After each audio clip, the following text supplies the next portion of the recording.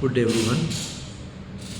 આપણે mutual fund એટલે શું તે જાણ્યું, મ્યુચ્યુઅલ ફંડ ના કેવી રીતના કામ કરે છે તે પણ જાણ્યું. હવે મ્યુચ્યુઅલ ફંડના લાભો વિશે જાણીએ. તો મ્યુચ્યુઅલ ફંડમાં વૈવિધ્યકરણ છે. મ્યુચ્યુઅલ ફંડમાં વિવિધ પ્રકારની અસ્કયામતો હોવાને કારણે તમારું રોકાણ ઓટોમેટિકલી આપમેળે વૈવિધ્યકરણ થઈ જાય છે, જેથી તે જોખમ ઘટાડે છે. તમારું રોકાણ કોઈ એક અસ્કયામત ઉપર આધારિત નથી.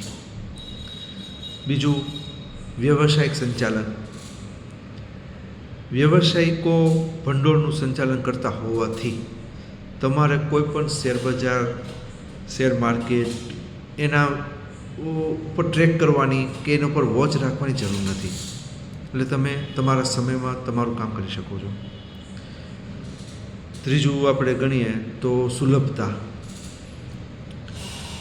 તમે મ્યુચ્યુઅલ ફંડમાં ખૂબ ઓછા માત્રામાં, ઓછી રકમમાં તમે રોકાણ કરી શકો છો, જેથી નાના જે રોકાણકારો જે છે તે પણ આની અંદર આરામથી રોકાણ કરી શકે. હવે મ્યુચ્યુઅલ ફંડના જુદા જુદા પ્રકાર છે. એમાં ઇક્વિટી, કે જે જોખમ વધારે અને વળતર પણ વધારે હોય છે, તે ડાયરેક્ટ શેરબજાર, સ્ટોક બજારની અંદર રોકાણ કરે છે. બીજું છે ડેપ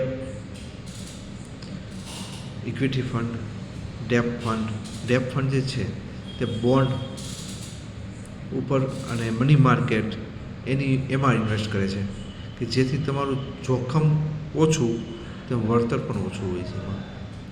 ત્રીજું બેલેન્સ ફંડ એટલે કે સંતુલિત ફંડ, કે જે ઇક્વિટી અને ડેપ ફંડમાં બંનેમાં રોકાણ કરે છે, જેથી તમારું વળતર અને જોખમ બંને સંતુલિત રાખે છે.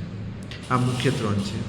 પછી ઇન્ડેક્સ ફંડ છે, એલોકેશન ફંડ છે, હાઇબ્રિડ ફંડ છે. ઘણા બધા ફંડો અવેલેબલ છે માર્કેટમાં, જે અલગ અલગ પ્રકારની એની થિયરી મુજબ કામ કરે છે.